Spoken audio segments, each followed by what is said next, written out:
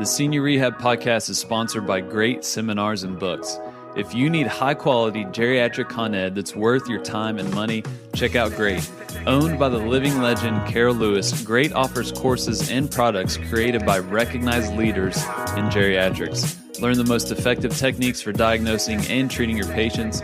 Just go to seniorrehabproject.com/great and get $25 off by using the code SRP25.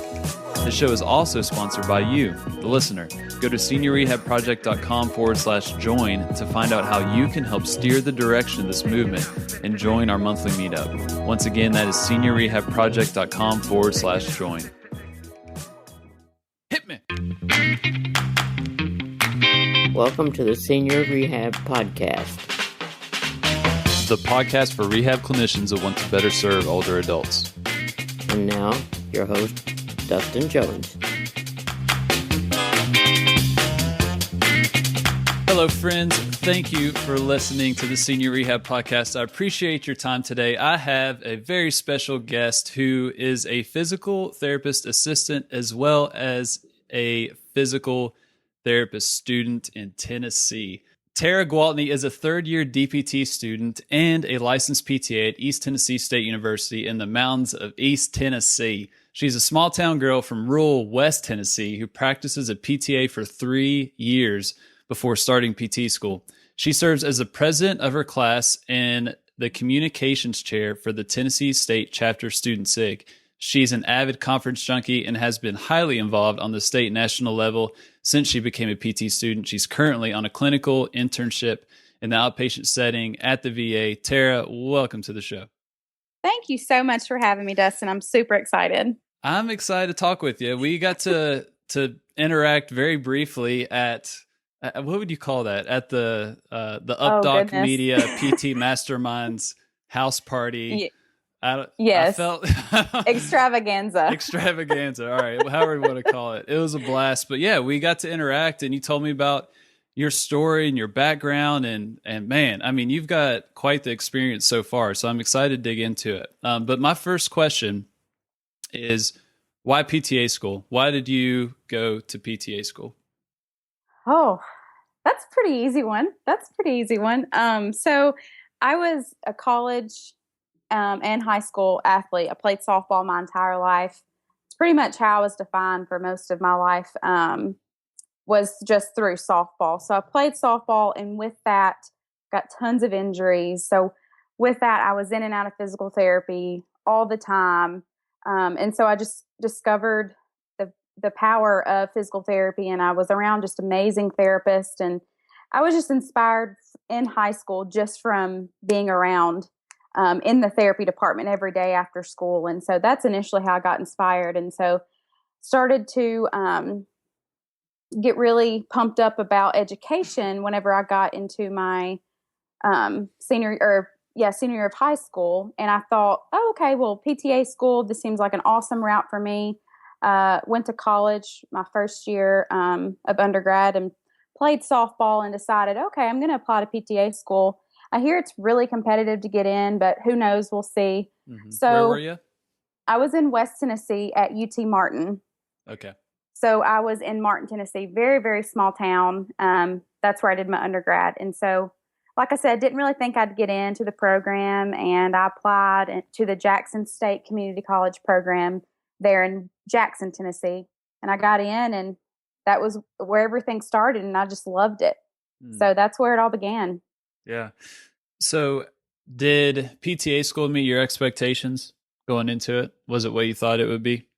Yes, absolutely. It definitely was. And I could say hands down that I went through one of the best PTA programs that I've ever been around or heard of, or and of course I'm biased because I'm the alum there, but I went through an amazing program and really had awesome instructors in my program. So it definitely met my expectations from at that point in my life, what my expectations were for PTA school. Yeah. What specific characteristics of that school do you think really made it stand out amongst, potentially other PTA programs? Is there anything that comes to mind? Yeah. So what I remember, and and I graduated PTA school in 2011, which is so crazy to me to say, but I graduated in 2011. So I was younger, my mindset was so different at that point in my life. And I was so eager to be a professional, and I was so eager to be awesome in healthcare. And I felt like one of the program's strengths from the program that I went into was just the professionalism of the instructors that were part of that program.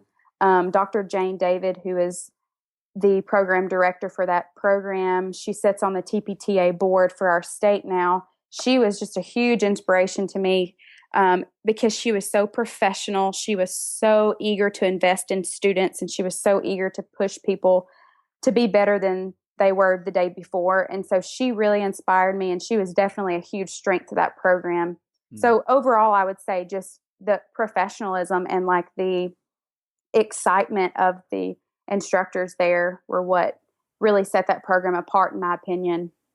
Yeah, that is very contagious. If you do have that faculty that just really shows their passion through their actions and their words, whether they're directed to you or not. And I know I can name several professors that I experienced as well that are just have that infectious drive. That's pretty cool. So so you're a softball athlete, you kind of went to PTA school. While you were in PTA school, like what was your dream job? Like what did you envision yourself doing when you were after you graduate? Back then I just wanted to work with athletes. I wanted to do sports, and I wanted to be in an ortho clinic, and just wanted to be around athletes because, like I said, that had been my life for so long with softball. And I was playing on a D1 softball team one year, and then the next year I'm in PTA school. So my life drastically changed. And so because of that change, I think I kind of wanted to keep it around. So at that point, that's what I wanted to do when I graduated, was just be around sports as much as I could, and really wanted to be mentored by awesome sports physical therapists as a new graduated PTA. Yeah. I could second that. So when you're in school, what was, how do I say this? How did they discuss the relationship with physical therapists? How would you answer that question? So when I was in PTA school, and like I said, it seems like so many years ago, 2009. You ain't no spring chicken, are you, Tara? 2009 through 2011.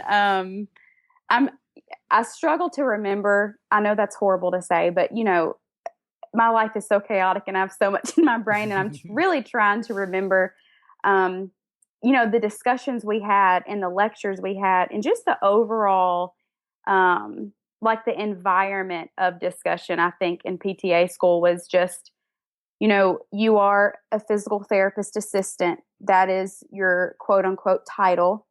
That does not mean that you can't make a difference. That does not mean that you can't be an extraordinary healthcare professional who can really make an impact on someone's life.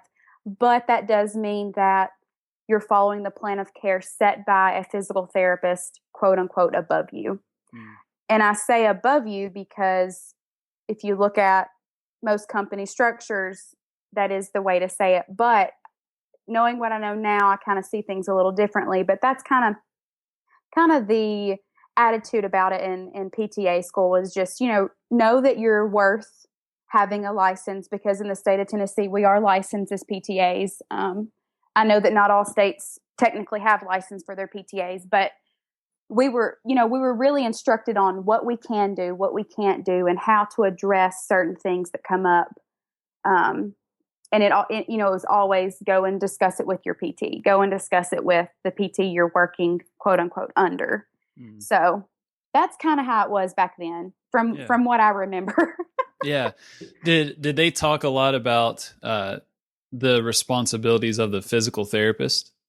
Yes. Yeah. I do feel like my program did an extraordinary job at really explaining, here are your responsibilities, but not only here are yours. We want you to know what the physical therapist responsibilities are. And if for some reason you see that those aren't being met, and you see that something's unethical, you have to remember that you have a license too, and you're protecting your license, and you're here to protect the public just the physical therapist is. So I felt like my program did a great job at that, really defining the responsibility differences between the two.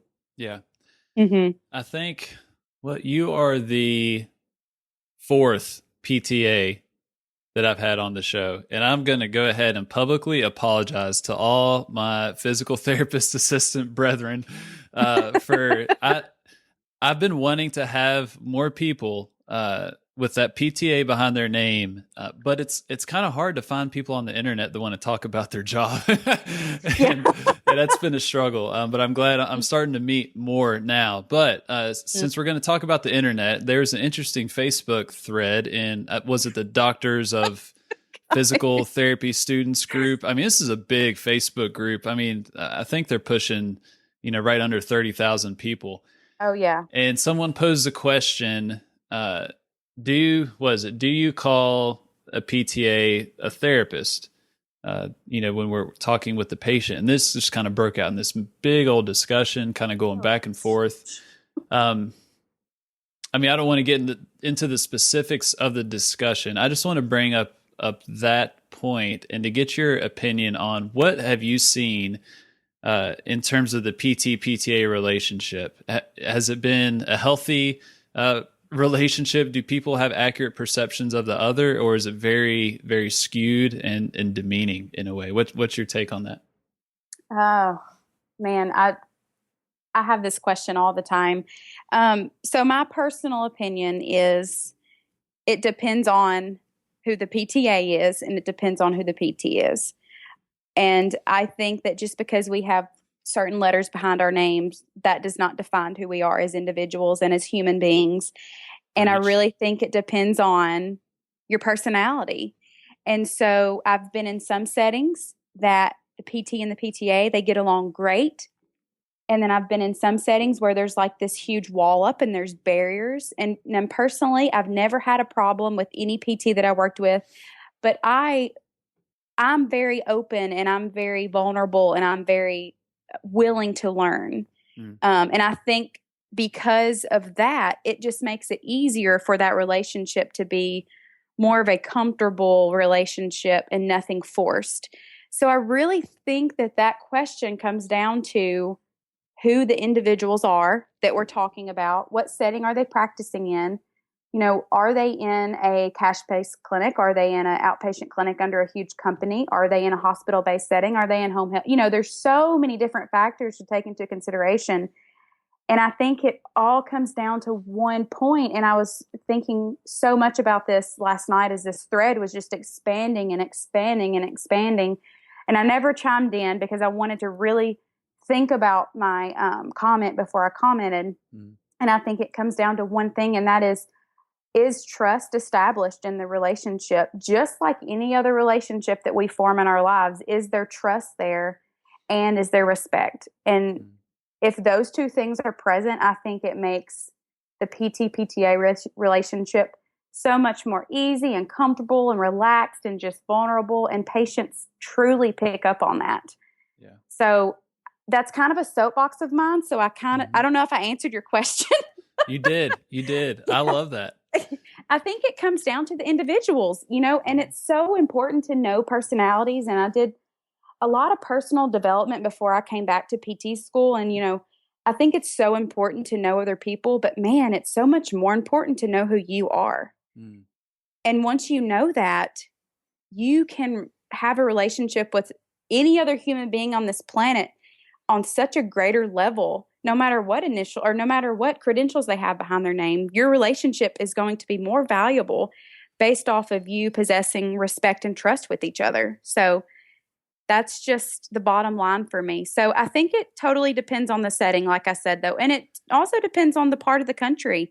That's a good point. I've traveled with all my conference junkie, my conference junkie adventures. I've been all around the country, and it's very interesting to me to hear about that role and how that role changes depending on where you are in the country. And I never realized, years ago when I was in PTA school, I never realized it was different than what it was in West Tennessee. But man, it just depends where you are in the country. And I've totally, grown, and I've realized that the past couple years during PT school. Yeah, those Yankees are just cold-hearted people. If you're south of the Mason-Dixon line, I imagine things work out a little better. Sorry, I had to say that. You had to say That's that. something my grandfather would say. He's always hating on the Northerners. But you brought up a good point about the power of the relationship, of that patient relationship, and building that trust. But also, with your coworkers as well. Is that a lesson you learned the hard way, or is that something just from an amazing blog post that you read or a book that you read? Is that something that you learned out in the real world? Where did I learn that? I think it's just been a gradual stepping stone and a gradual learning opportunity for me, to be completely honest. Since I'm trying to think, let's see, I was 21 when I was in PTA school, 2021.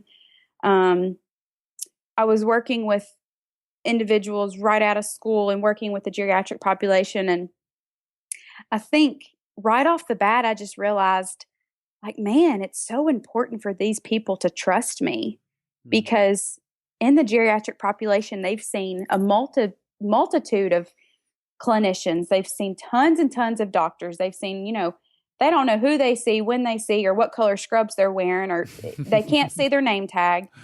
So I think then I really earned a huge respect for that population. And with that being said, I realized the importance of just relationships. And one of my great mentors right now in PT school, he says all the time, relationships are greater than interventions. And I am so stoked about my profession every day that I wake up, because I know I may not know how to do an upper cervical manipulation, but I know how to establish a relationship, and I know how to establish that therapeutic alliance. And that's what's going to make me better today than I was yesterday.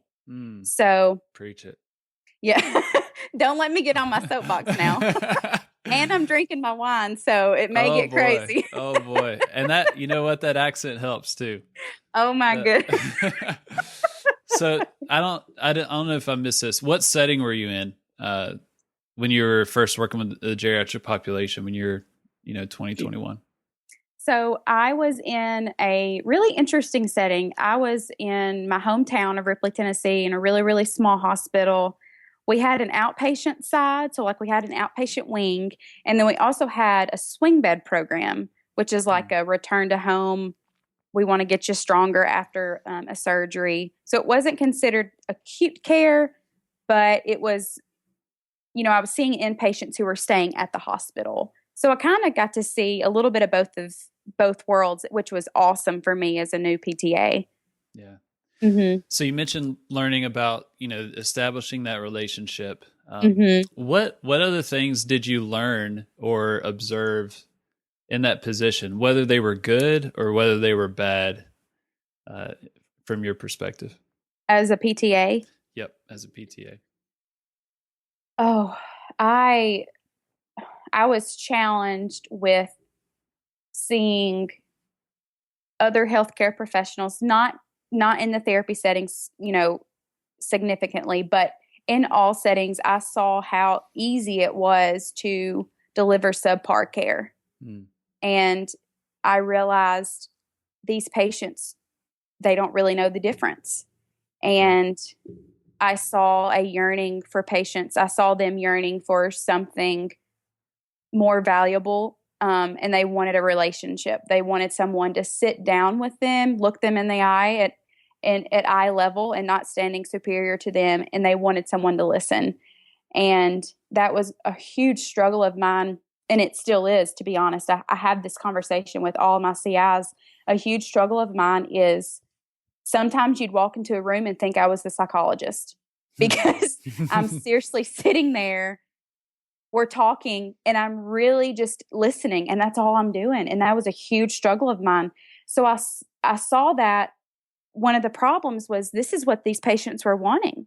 And so I thought, well, I can do this. I can sit down and we can have a conversation. And 30 minutes goes by and we haven't done a thing therapy related. Yeah. So I saw that in these patients, in these human beings. I saw, man, they're in a hospital. They're laying in a hospital bed. They have all these people with different color scrubs coming in and out. And at the end of the day, they just want to feel like a human being who's respected and who's listened to. And like I said, sadly, I saw how easy it was for healthcare professionals to deliver subpar care. And that really inspired me to do more and to do better. And then, I was also influenced, and I was surrounded by awesome, awesome people who really just guided me and did so much for patients. They may or may not have known how to progress in exercise, but they knew how to make the patient know that they were there and that they cared. And that's what mattered to me. Man. Yeah. So I completely agree with you 100%. And I think the quicker that we realize that, in terms of your perspective, that those are people, they're patients, but they're people, and they have a journey, and we are meeting them in a very vulnerable time in their lives. And we have no clue what it's like to be in their shoes, especially for many, the decades of being in the medical system, just hopes crushed, talked down to, no answers, and just how defeating that can be. I'm also sensitive now to how easy it is to slip into, I guess I'd say, mediocrity. And there's a post, it's going to be a Senior Rehab Shorts here probably before this interview releases, written by Jamie Lowy. Okay. He's a home health PT. He's been a guest on the show. He's pretty active in the Facebook group, but he wrote a post about mediocrity, and just how, especially like in the home health setting for sure, and even in skilled nursing facilities, we've built systems and even like documentation systems that breed mediocrity. Absolutely. We incentivize it.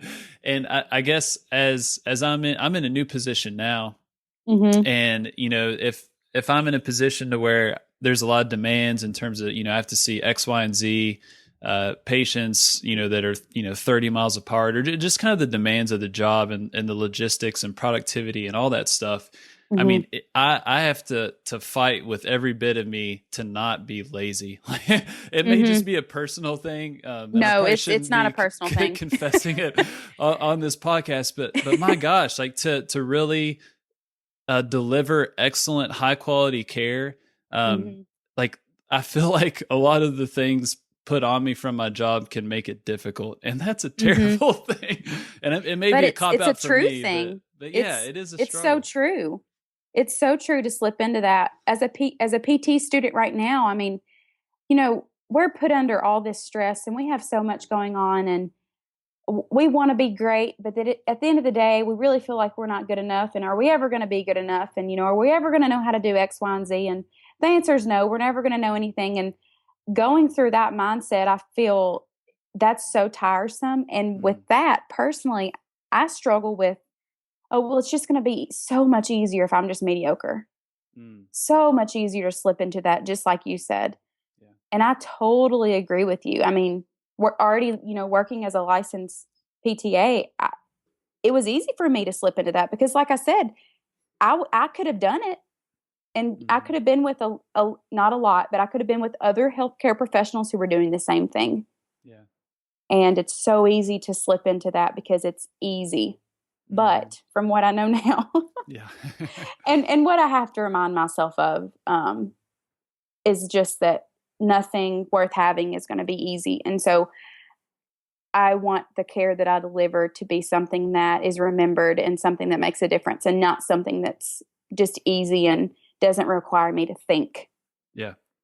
Yeah. Yeah. And I think something that runs through my mind, like today, for example, we got on the phone, you asked how was your Wednesday? And of course, like the knee jerk reaction was like, oh, it was okay. But like, honestly, it sucked. Like, yeah, it was a hard day, and had a lot of patience, and I didn't get done documenting. And today, is a day where I'm going to go to bed and I know I could have done better. Like I could have given, Miss So-and-so a little more attention and stayed a little bit longer, but no, I just, hurried on out the door so I could get to the next patient. And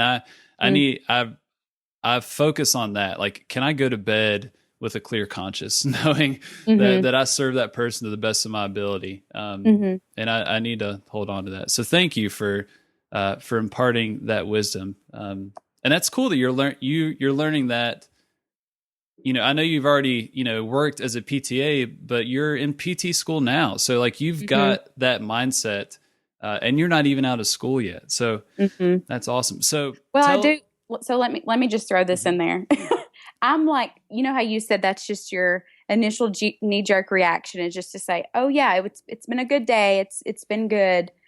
That is so me. I'm so bad about always wanting to be this happy-go-lucky, very social butterfly Tara, which I am most of the time.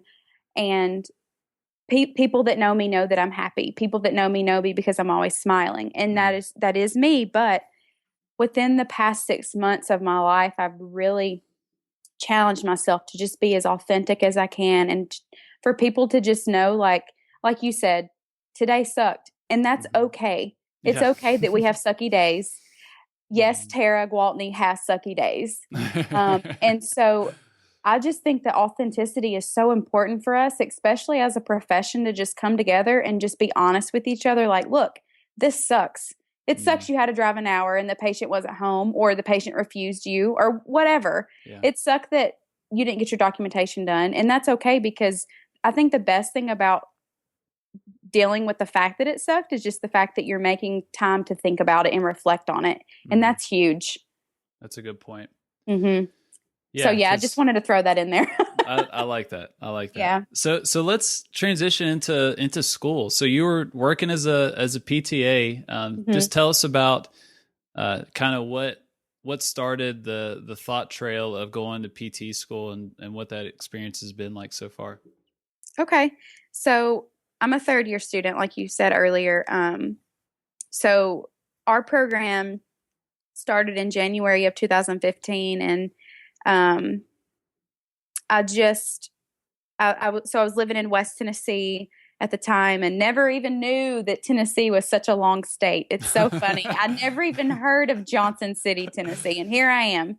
Well, you've heard of Wagon Wheel, I'm sure. Yeah. Yeah. But let me just say that Old School Medicine Pro does it so much better than Darius Rucker. Yeah, I would just agree. Have to say that. So I never heard of Johnson City. And whenever I started the application process, I was like, oh, ETSU and Johnson City, Tennessee, they have a PT program. Let me look into this. So, that was a fun process, going from treating in the clinic and then thinking about, oh, crap, I got to go back to school and sit in the classroom and learn about all this stuff. But it was so exciting for me because, being completely honest and vulnerable right now, I graduated, started working as a PTA, and I just had this curiosity inside of me that just never left. Every single day I had this curiosity, and I had this yearning to know more. And I had this yearning to have the experience and have the critical thinking skills that I didn't already have. And not to say that PTAs don't have that already, but where I was in my career, and at the age that I was, and in the setting that I was in, I just felt like I wasn't pushing myself and I wasn't being pushed. And I had this, that's the best way to describe it, is just this constant curiosity. And I just, it kind of went through my mind a few times in the very beginning, like, oh, PT school, that'd be kind of cool. But I really got serious about it when I really started feeling like, man, I just want more. I want to be able to do an evaluation. And as corny as that sounds, I want to be able to look at someone and assess them and say, this is what's going on. I want to know how to fix it. I want to know what to fix and what to do. And what I know now is sometimes we just don't know, and that's okay. Yeah. But it wasn't, I get this question all the time, and people ask me, was it because of the money? And no, it was not because of the money, because I know some PTAs that get paid just the same. Yep. Or more, depending on the setting you're in, depending on the part of the country, depending on the position you're in. And was it for administration purposes? No. PTAs can be director of rehabs. They can be in administrative roles. Yes. I mean, I see it all the time. Again, I think that's different depending on where you are in the country and what company you're with and et cetera. But I just had that curiosity and I just wanted to go back. And I love being a student. As much as I didn't want to sit in the classroom again and sit on my tail for 8 hours, I really looked forward to it. So I had a lot of awesome people who were pushing me that way and, just really inspired me, encouraged me, and made me feel like this would be a good decision if you made that decision. So that's kind of how it started. I just felt very curious and I wanted to just do more and know more. And that's where it came from. Man. And it seems like you've really kind of dove in head first. You're the president of your class, communications chair for the state chapter student SIG. Yeah. You're going to all these conferences. You even went to the Federal Advocacy Forum, right? I did. I did. Did you hear about me going to the Federal Advocacy Forum?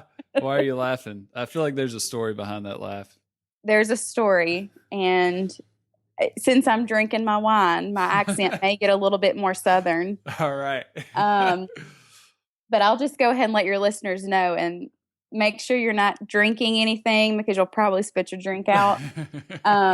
So Federal Advocacy Forum was in Washington. It's at the state capitol. And we are at Tennessee Tuesday. And that is a breakfast that's held by the state senators every Tuesday for Tennesseans and for constituents to attend. And it's just like a breakfast, you've got all these really quote unquote high class people. Everybody's in suit and ties and all the women are in dresses and everybody's fancy. And okay, remember, I'm a small town girl. I'm from the country. I'm from a very, very small town, but not to say that I'm ignorant. I know how to act in these settings. Yeah. But, for some reason that morning was just not my morning. So I'm wearing a dress. And if you know me from conferences, I'm always wearing a skirt or a dress. And that's usually just my attire. And I'm wearing heels, of course. If you know me, I wear heels too. But that was just not the best shoe choice for me that morning. And we had, stayed up late, just chatting and eating. And the Tennessee crew, we know how to do things right. So we stay up late and get up early.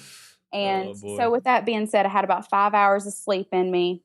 We're at this breakfast. I'm sitting down resting. Me and there are about 3 or 4 other students, and we're in these chairs. And somehow, I still don't know what happened. When I get up out of this chair, I literally take a tumble across the floor. Oh, I'm on the floor in my dress. Heels flew off of me. I fell on my face in front of the Tennessee senators and all of these really high class people. This is great. A room full of people. And what do? I get right back up and I'm laughing hysterically. But on the inside, I'm crying. Yeah. Did you get a round of applause for that? I did. There was a small group of people who were laughing and clapping. But the sad thing is I seriously hurt my ankle. Like it was serious. So I couldn't walk for the rest of the day in those heels. Obviously I took them off and think I went barefoot, or somehow somebody lended me a pair of Toms. When those things happen, you just forget the sequence because it was like I was embarrassed / hurting / immortalized. Like, did that really just happen? Oh my gosh. So now it's, these people that I were with, the adults and the clinicians that practice in our state, they're wonderful mentors of mine. And it's always something that we bring up. Like, oh, did you hear about that girl that fell at Tennessee Tuesday? Oh yeah, that's her. That's her.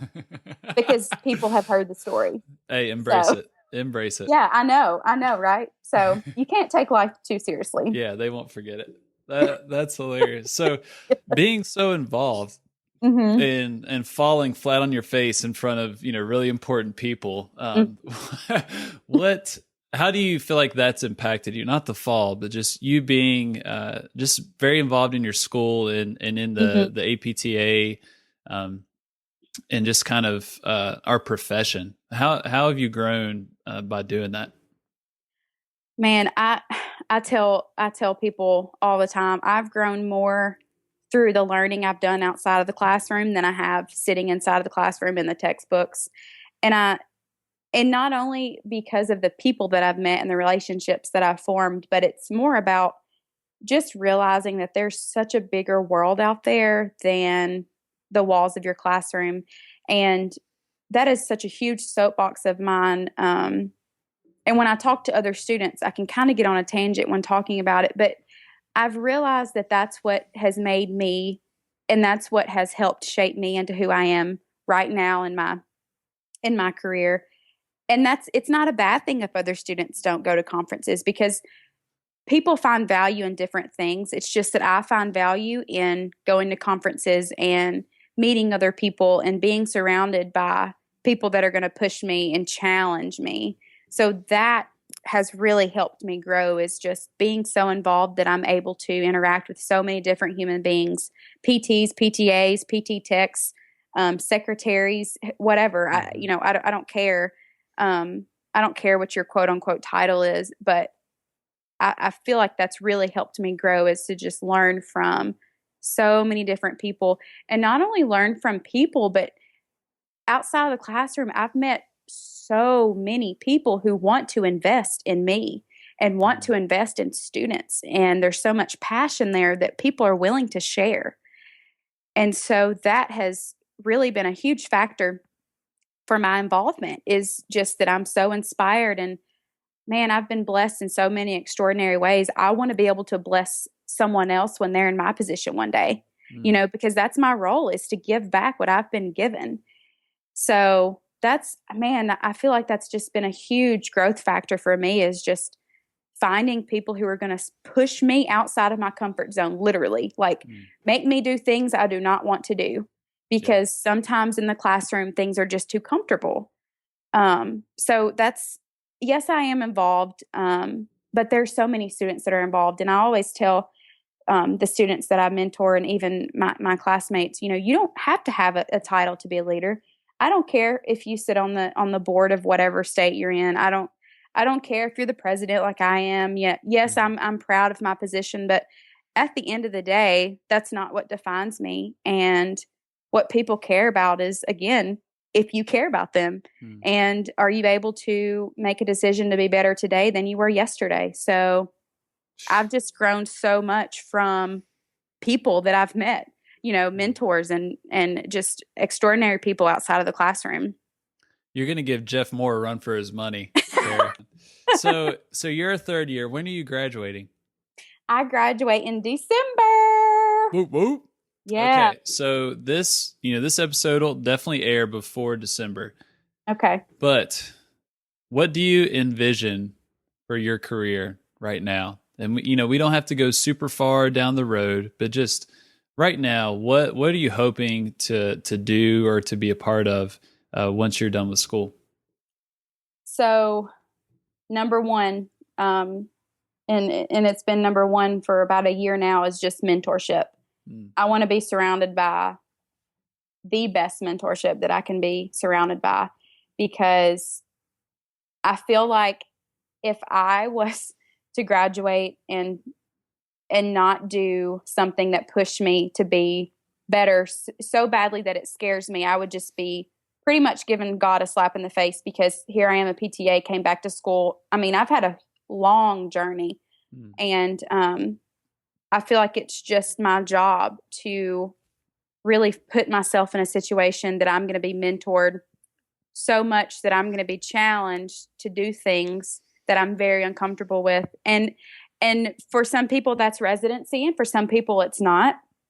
I'm a huge advocate for doing what's best for you and what you see is best for your skill set and best for your personality and wherever you are in your life. But for me, and in this season of my life, I'm able to really focus on mentorship, and I'm leaning towards residency right out of school. So that's main thing, is just being surrounded by phenomenal mentors who push me to be better.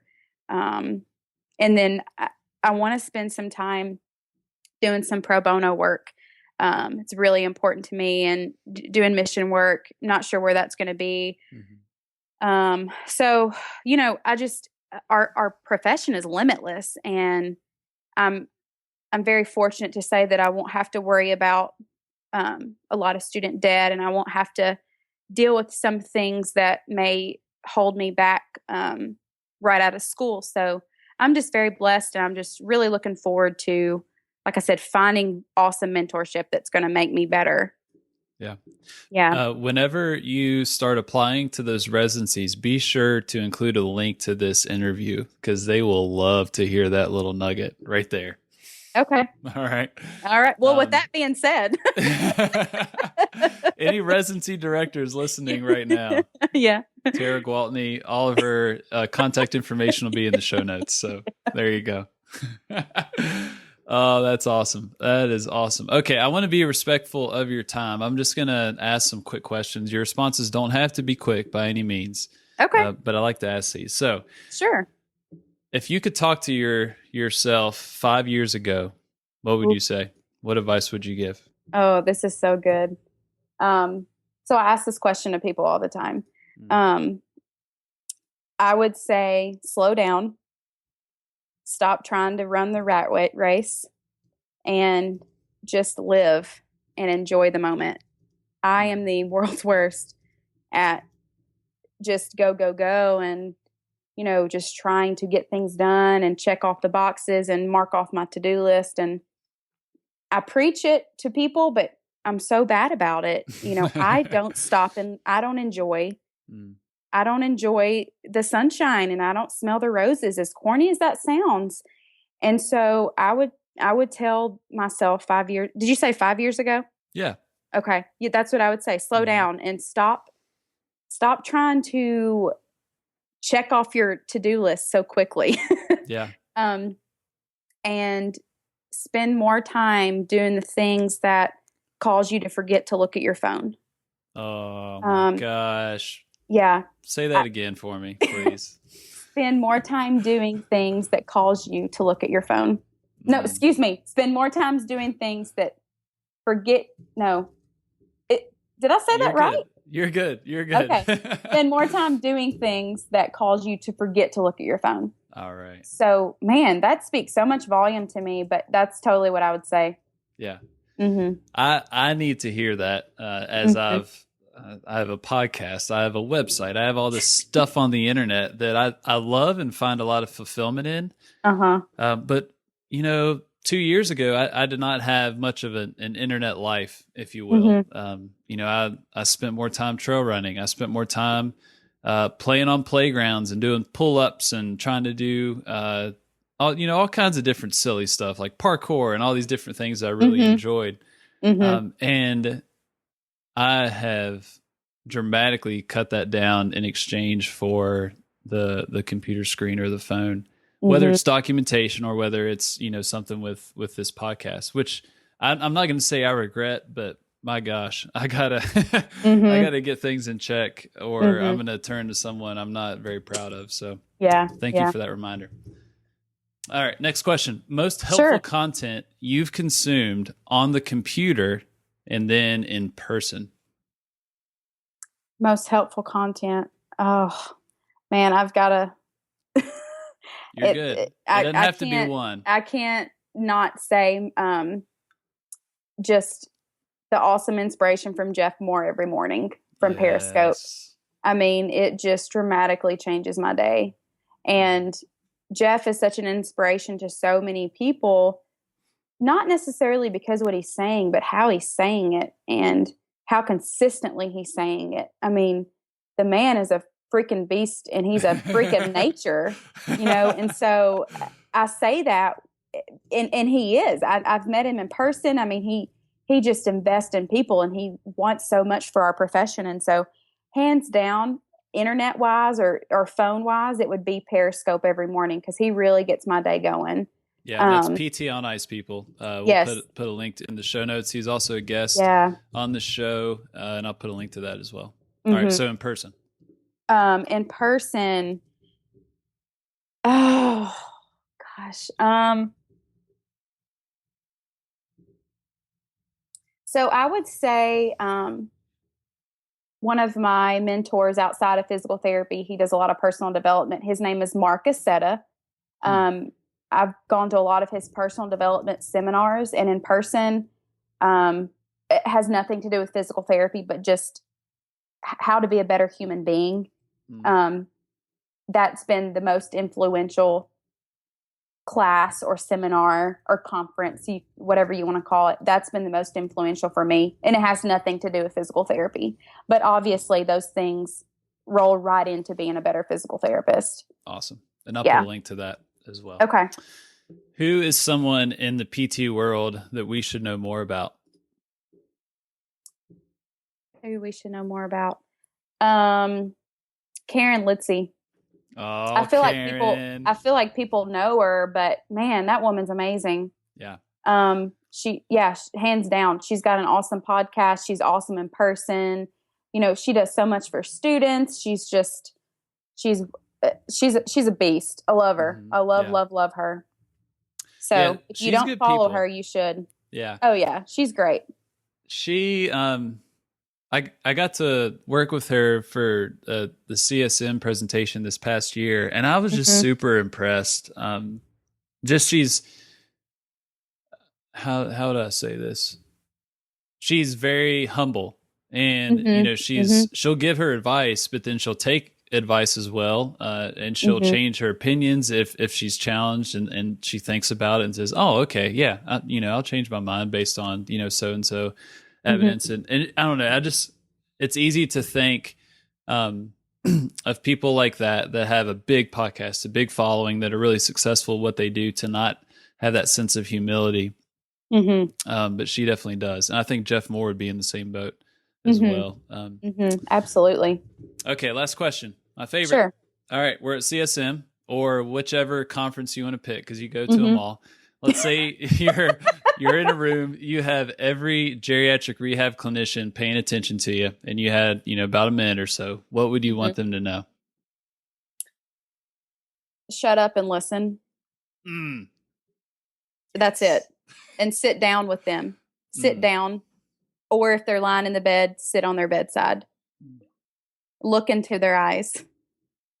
Do not stand above them, because let's be honest, that just ticks me off. Yeah. One of my huge pet peeves. But that's it. Shut your mouth and listen. I love it. Yep. What would you say to Joe Daniels, who's 6'9"? Oh gosh. Sit on the floor. So he's eye level. He'd be able to make it work. Yeah. Awesome. Well, Tera Gwaltney, thank you for being so gracious with your time. And I know you got a crazy schedule. But yeah, just thank you for sharing your story. It's so cool to see, you just share your perspective, go to PTA school and, get out, work a little bit, and then want to continue learning, continue moving forward. And now you're in PT school. And I mean, just the opportunities ahead of you. I mean, who knows where you're going to end up, but you've got a bright future for sure. So thank you so much. I appreciate it so much. I'm really impressed. So I'm excited to see what comes down the road for you. And remember, every residency director that listens to this podcast, look at the show notes for her contact info. So I'll have links to her Twitter, Facebook, Instagram account. Her Twitter handle is @TGWaltney. So it's @T Gwaltney. I'll put links to all that stuff and everything mentioned in the show notes. So Tera, thank you again for your time. Dustin, you're amazing. I need to be edifying you right now. No, I'm going to edit that out. No, seriously. Thank you so much for your time. I greatly appreciate what you do for our profession. And I wasn't able to attend the talk at CSM because I was volunteering, but man, I heard it was awesome. we had a fun time. I'm so bummed I couldn't go, but yeah, I heard it was great. So thank you so much for what you're doing for our profession. Thank you. Hit me. Thank you for listening to the Senior Rehab Podcast. I appreciate your time. And if you enjoyed this episode, do me one favor. Share it with one other person that would benefit. Thank you. If you want to see the show notes or find more episodes, just go to seniorrehabproject.com. And until next time, my friends, do not forget to stay funky.